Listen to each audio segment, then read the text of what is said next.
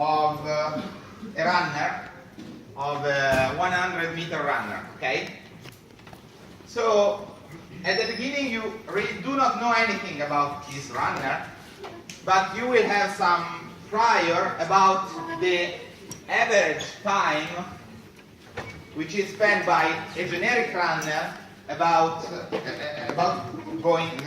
running 100 meters, okay? So you might say, okay, I do not know anything about this runner, but I know that on average, if we are in a really good competition, I will have a distribution which is near to, let's say, 12 seconds, okay? And then at some point, you make this specific runner, for instance me, running 100 meters, and I would take, let's say 60 seconds. It's, let's say, a gentle guess, okay? And so you want to try to somehow move this distribution towards my data. And we can do that by exploiting the bias formula, which tells us that the probability of mu, given that you saw some data, x, so my 60 seconds, is proportional to the probability of x given mu multiplied by our prior distribution. So this way I will have a new distribution which also takes into account my new data, which is a little bit more similar to the data than to the prior. And if I start adding more and more data,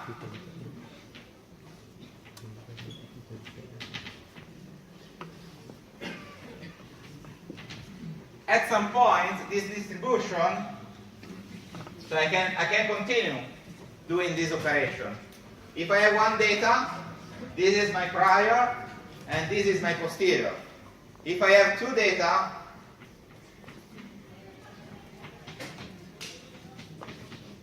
I can use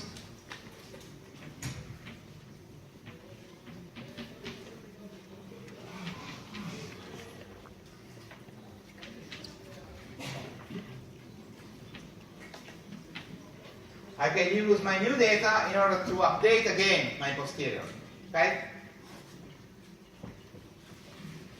And this operation will move my initial distribution for the parameter mu to another distribution which will likely be around, let's say, 60 seconds, which is the real value, the true value for the parameter in this case, okay?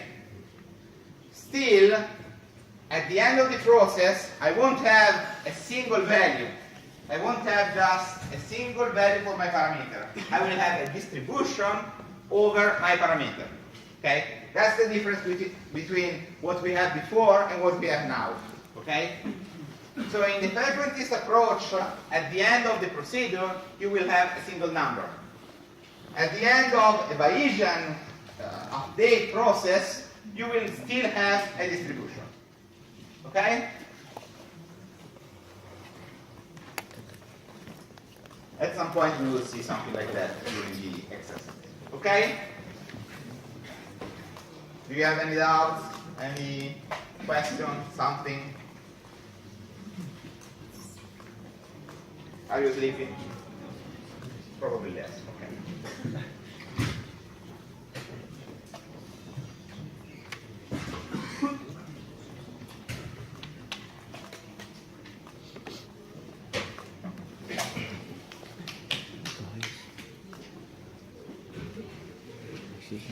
Could you please? Now I think that you had enough of statistics. Let's go directly to some exercise on linear regression. Okay? We can take care of that.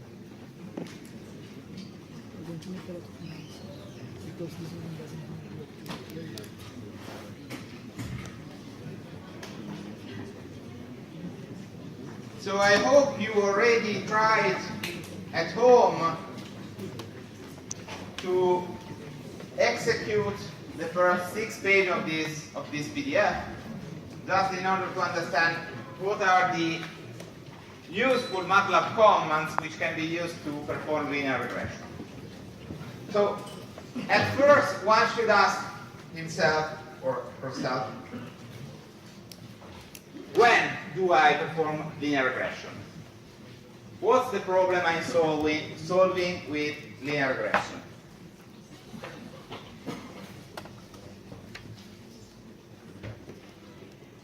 I think you spent something like 3 lectures talking about that. Nobody? Continuous? Not necessary. So the point is that we want to learn, let's say, a function between some input and an output, and that's practically half of engineering. And how we want to do that? At first, we want to base our results on data. So we need some data in order to build this function. The second point is that we need some kind of regularity on the output we want to learn. In the specific, when we are talking about regression, we should have some ordering over the output. If we do not have any ordering, then linear regression is not a good idea. If we have no ordering over the output, what's the other technique we should use? I think you started it last time. If it's not regression, it's classification, okay? So let's try to understand with a really simple example. If I want to learn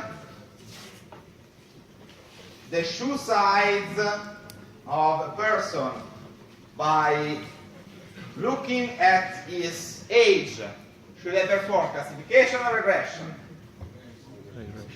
Well, the shoe size has some ordering. I can order all the shoe size, so I'm likely it's a good idea to use linear regression. If I want to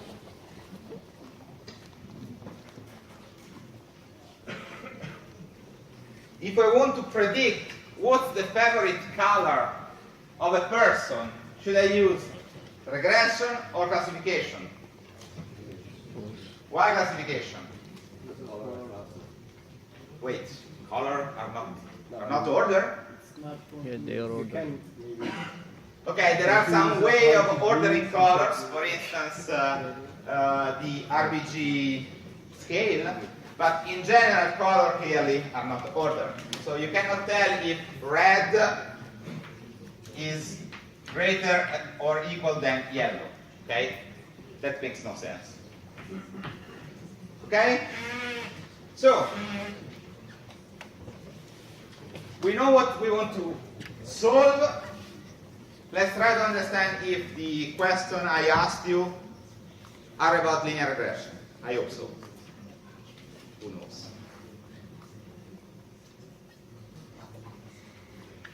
So, let's start with the first exercise. We are considering a dataset called CARSMall. We want to write a MATLAB script which pre-process data for regression. What are the operations one should perform in order to have meaningful data for regression?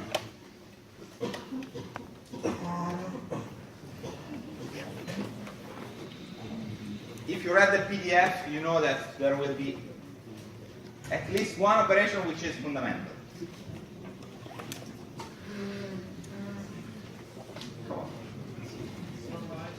Normalizing data. What does normalizing mean?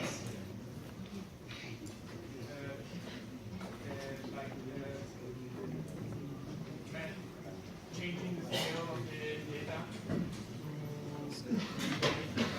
to uniform So for instance, if you have two inputs which are on really different scale, let's say we are both comparing the age and the amount of kilometer one has run during his life, probably you will have that the first number will be around 0 and 100, while the second one might be from 0, likely, not likely, to 10,000 meters. No, 100,000 meters. Okay. So a good idea is just to put all the input and also the output, if it is necessary, to a scale which is meaningful. Usually one wants to standardize or normalize data. There are a few options on the PDF. You can use either the max minus minimum standardization or some other standardization which is based on standard deviation of data. What's the command we use in MATLAB to standardize data?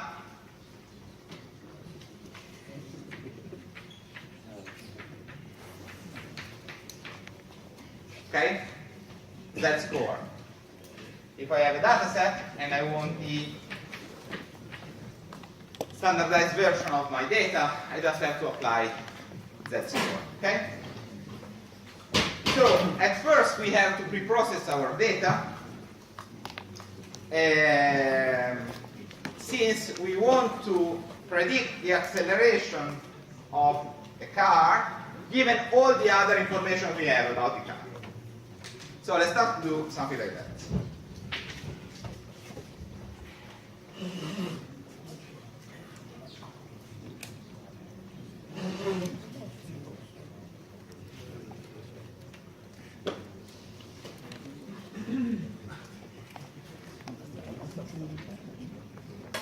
So let's open a new script in MATLAB.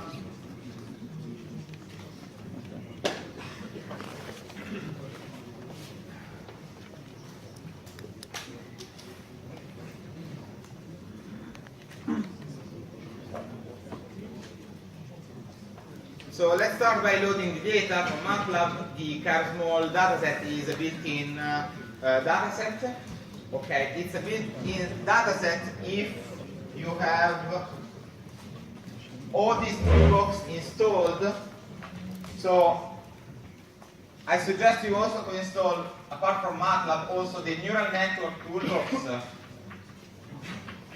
the statistical learning toolbox, the curve fitting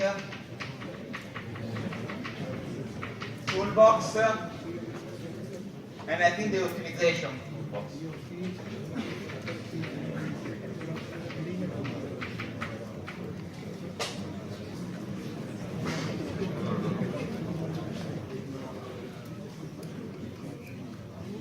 Okay. I think there is a post on BIP where you can find all these toolbox apart from the curve fitting toolbox I will add here. Okay. So to load the data set, we just have to type load. Let's see what we have. Okay. We have a set of vectors, each one with 100 values.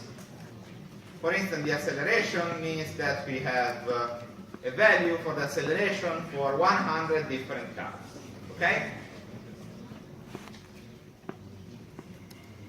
So now we want somehow to standardize all the data, and in order to standardize all the data, we have to generate a single matrix containing all the features we have.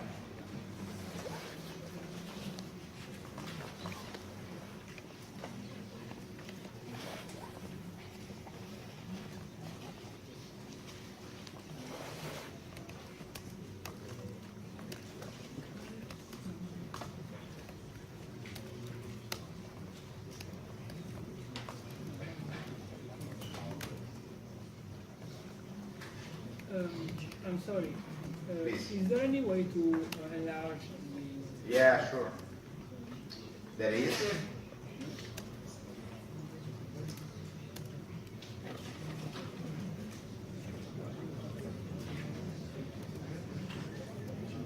Okay. I hope that everybody will be able to read now.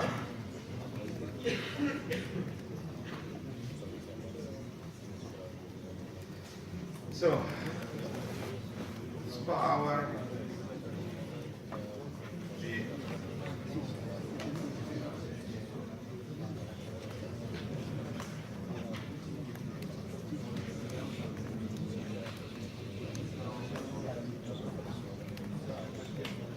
Okay. I decided only to keep a subset of all the variable.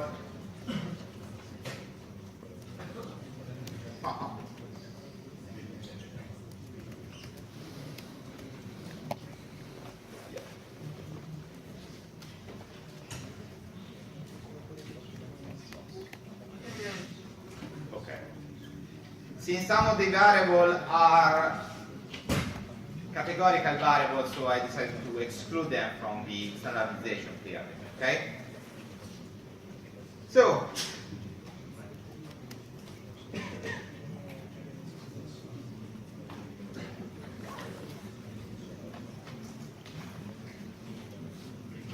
that's the way of standardizing your data. Unluckily, here we have some problem. Okay? Why do we have some problem? Because the fourth variable was showing a missing value, I think.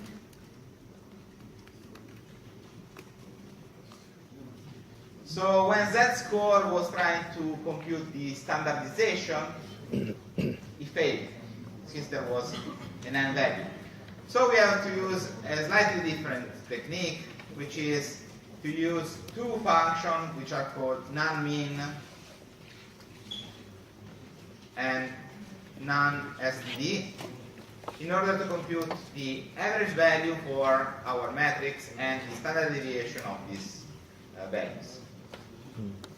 So we can do something like that.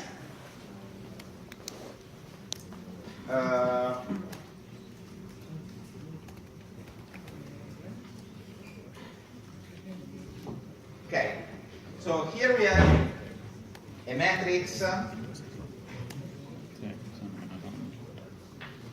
with 100 values and 6 features. Okay? So when I compute the mean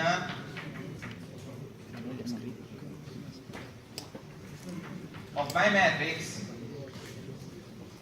what will I have?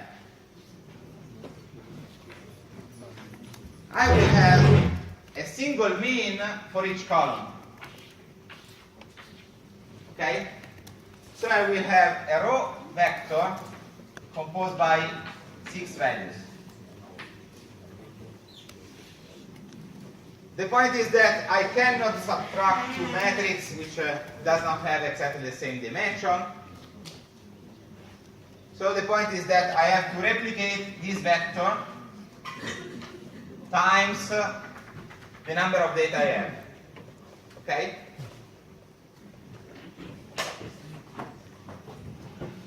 So,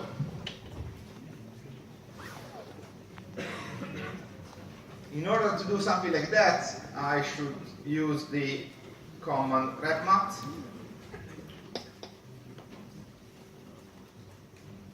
And I have to replicate 100 times my vector on the horizontal axis and just one time for the, to the vertical axis, the vertical coordinate, and just one time for the horizontal coordinate. Okay?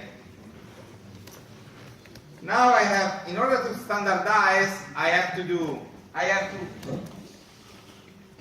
take each data, subtract the expected value, and divide by the standard deviation. Okay? That's the operation I want to do. I already did that. Now I have to divide each value for the standard deviation. And as before, I need to replicate the standard deviation, otherwise I cannot divide value by value. So again, red font, none SPD, 100. Okay?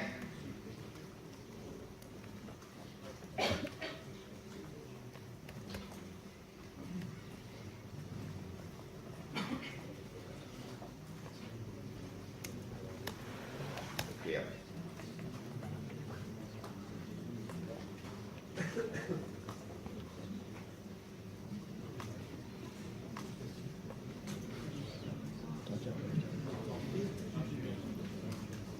Okay?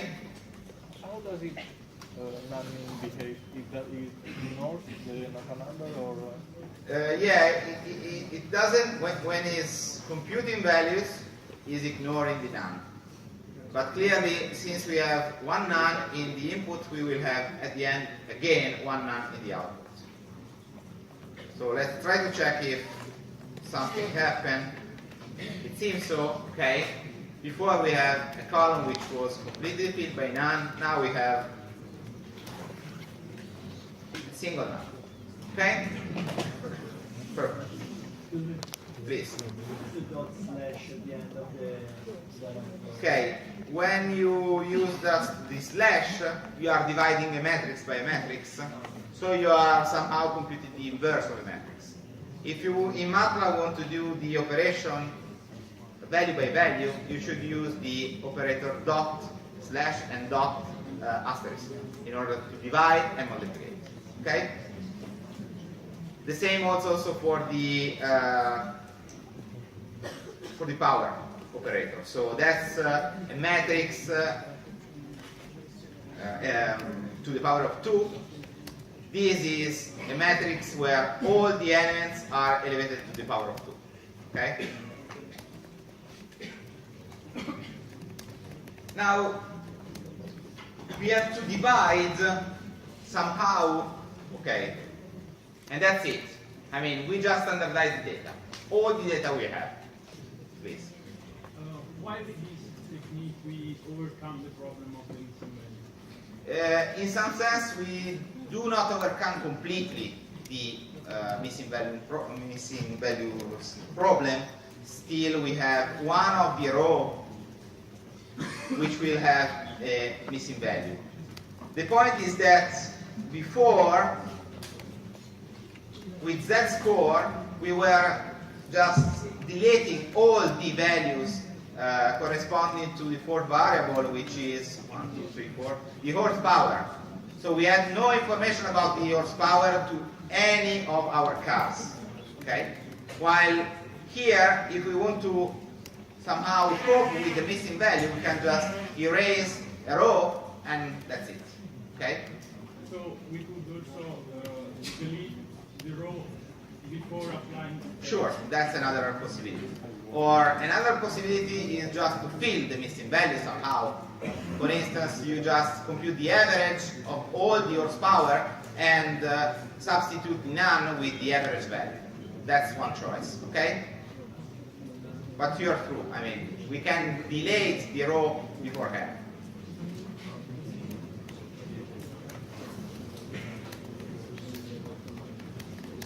Okay.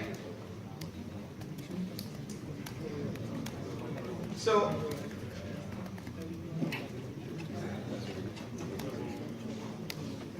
we want to select now that we have the data which are prepared for our process, our regression.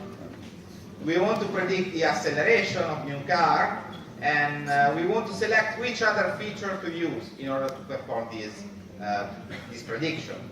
So let's try to extract the acceleration from our matrix. The acceleration was the first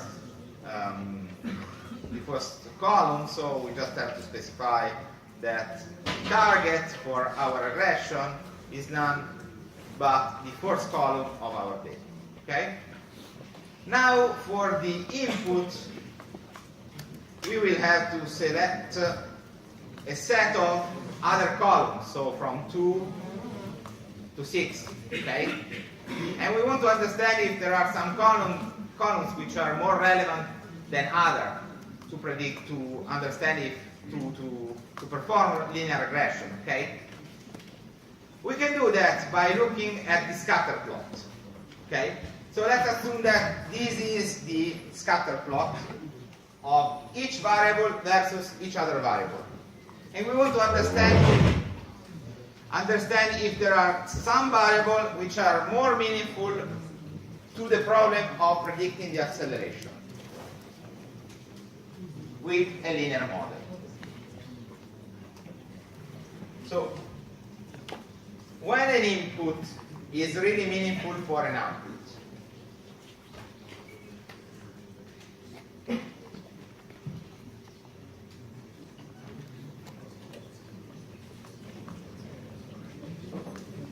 let's make 2 examples.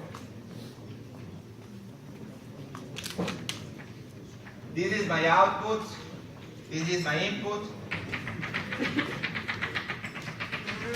these are my points. If I tell you that I want to predict this new point, it is meaningful that I specified you that it is this point or another or not? Do I need to specify you that I want to predict here or not? Maybe not. Not why? It's just an horizontal line with some noise. Okay, so probably just by predicting with an average for every value for the input, you will have quite good performance, quite good regression performance. What's the opposite of this one? For a linear regression. Well, I should have something like that. That depending on the x, on the different x, I will have different y's. So for instance, if I have something like that,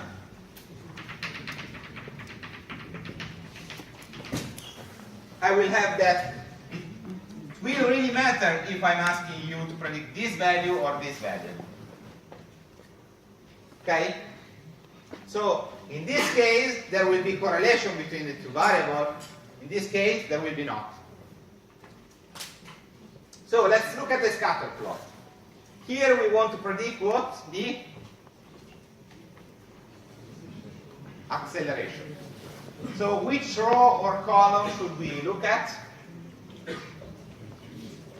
The first one, okay? Okay, yeah, it's acceleration, cylinder, displacement, horsepower, model something, and weight, okay?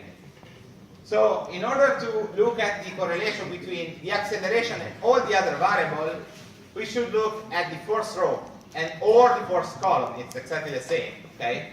They are just mirrored. So let's look, for instance, with the weight here. There is a clear correlation between weight and acceleration. It seems not, okay?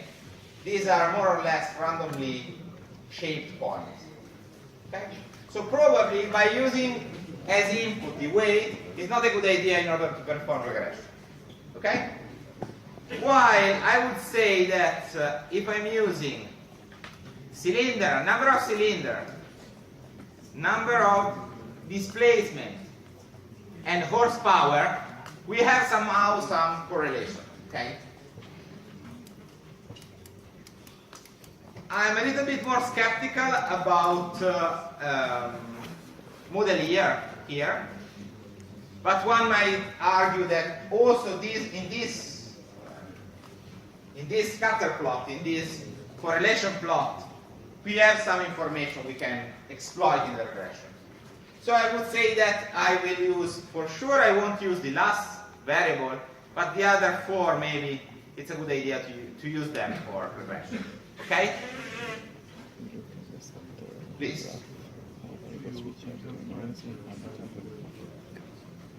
Okay, so in the diagonal, you just have the histogram for a variable. So for the acceleration, if you plot the histogram just for the acceleration feature, you will have this plot. While in each other graph, you will have exactly this stuff. So here you will have a feature, and here you will have another feature on the y and x-axis. If I'm not wrong, it should be that the y is the row, while the x is the column. Okay? To make sense. Is that clear? I don't understand. It's exactly the opposite. If you just take the y and the x and you revert the meaning, you will have exactly the same. So this plot is exactly equivalent to this one. Okay? In this case, we are looking at the correlation between acceleration and cylinder. In this one, we are looking at the correlation between cylinder and acceleration. Okay? The histogram represents the amount of data we have, right? Actually, if we have a matrix, we should have more or less exactly the same number of data in each square. The histogram is The histogram is the count of the data with respect to a bin you define. So if we have the data which are from 0 to 100, we will have that this interval will be divided into bins, and we will count the number of data falling in these bins. That's how a histogram is made, okay? Please.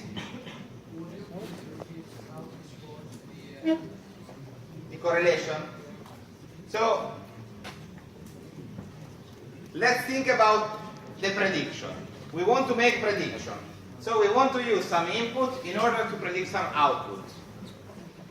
If you are in this situation, the information that you are here or here is useless. Because the best prediction is just to predict a constant value. Let's say 5 every time. 5. That's the best prediction we can give. Instead, if we have an high correlation between the input and the output, we will have that depending on the position of the input, we will have really different outputs. For instance, here if we want to use a line to predict, we will be more precise to predict something like that than predicting without using the input, so just by using a single value. Okay? That's the point. If there is correlation, I can be more precise by using the information about the input. If there is no correlation, I can just predict one value for each value of the input. Is it a little bit more clear? In our case, here, there is the plot between each couple of variables. So it's exactly this one where instead of y and x, we have our variable. For instance, this one is acceleration versus number of cylinders. Okay? And there is somehow some correlation, in a sense that if we have low number of cylinders, the acceleration is really high, while if we have medium number of cylinders, the acceleration is medium, while if we have a really high number of cylinders, then we will have a low acceleration. Okay? That's the point. Instead, for instance, here, we cannot tell exactly the same. If we move on the x-axis, we will have more or less the same prediction for the y, for the acceleration. Okay? I want just to select those features with something like that. Because this feature probably will give information for my regression. Okay? Fine? Okay. Let's move on. At last, so, sure.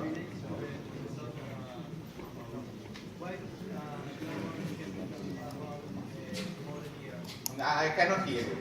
Why you are more skeptic about the model here? Mhm. And the relation. I think that there is not such a high relationship.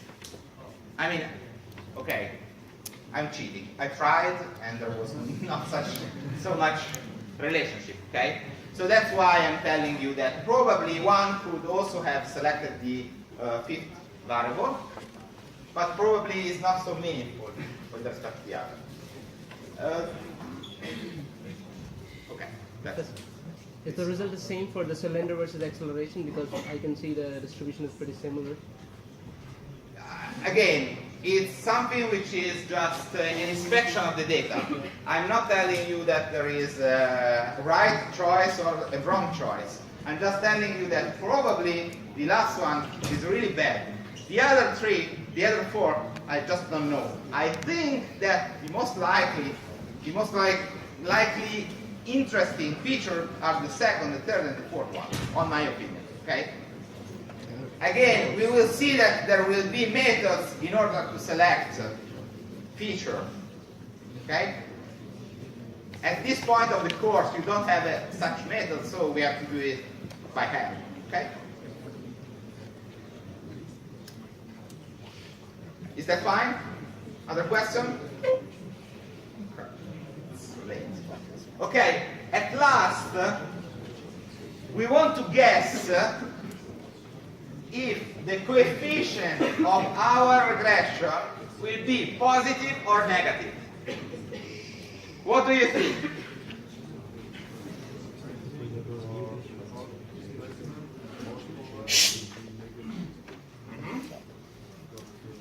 So the horsepower and displacement. Why?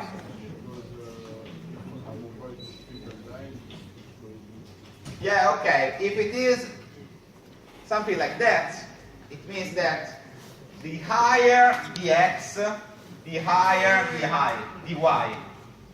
So we will have something like that. Y equal 3x. That's positive. Okay? While instead, if we have some data which have this shape, we will have that the higher the x, the lower the y. So we will have something which is negative.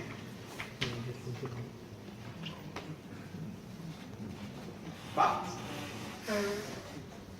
that's true if you have just one input and one output.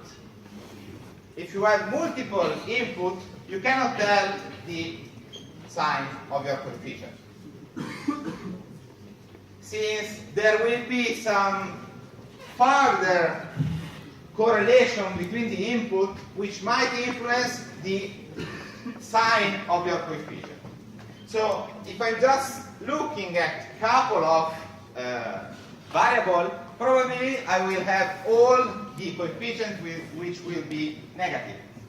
Instead, if I'm using all the features for a single regression, I might have coefficients which are positive and negative. I really don't know how I can predict that. Okay?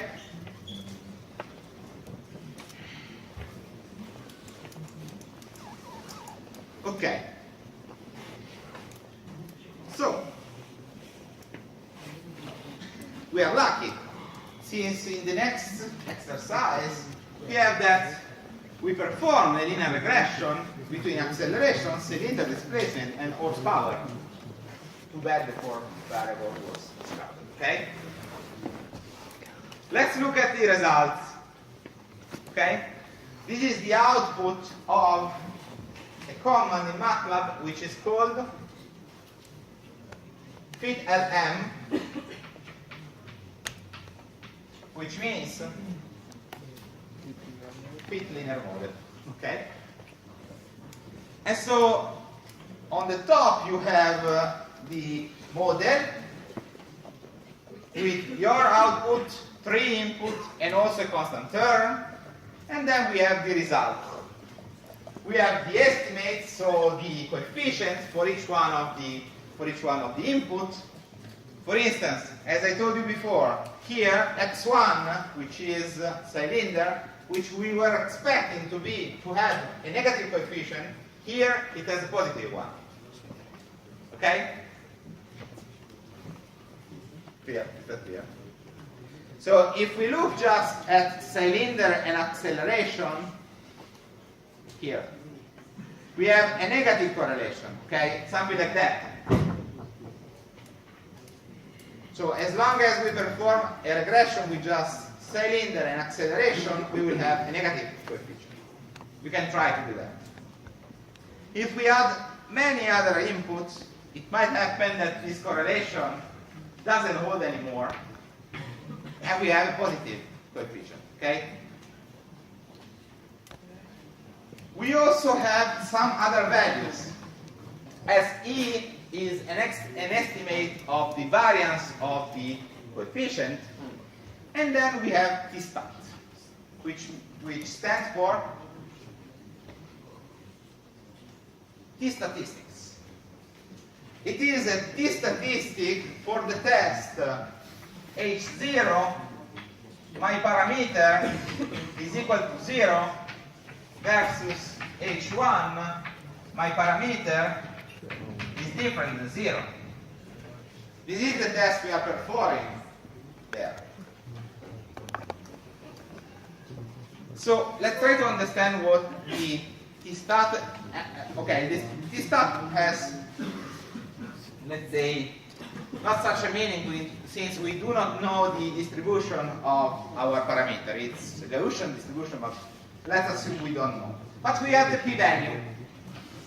We can look at the p-value in order to understand if it is more likely to have H0 or H1. Let's start with the first one. The first one has p-value equal to 82%, which is high. The p-value is between 0 and 1, okay? It's a probability. So if the p-value is high, it means that I'm likely to not reject H0. Okay? I'm not rejecting H0, so this means that it is likely that the first coefficient is not useful for my model.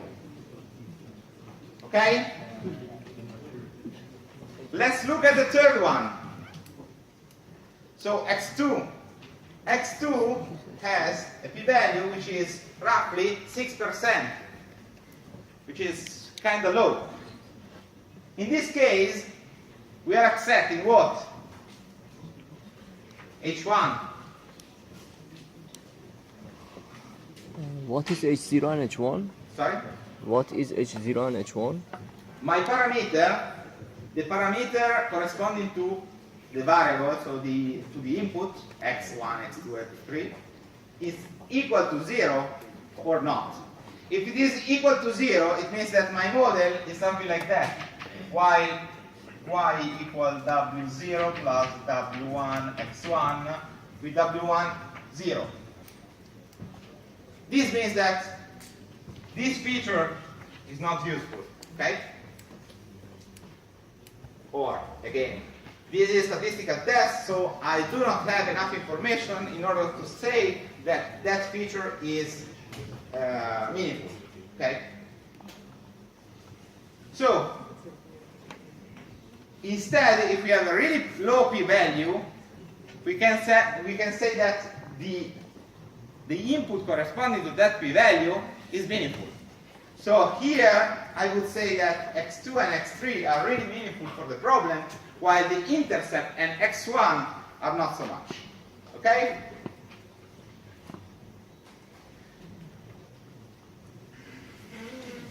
Let's look at the other values for let's try to answer to these questions.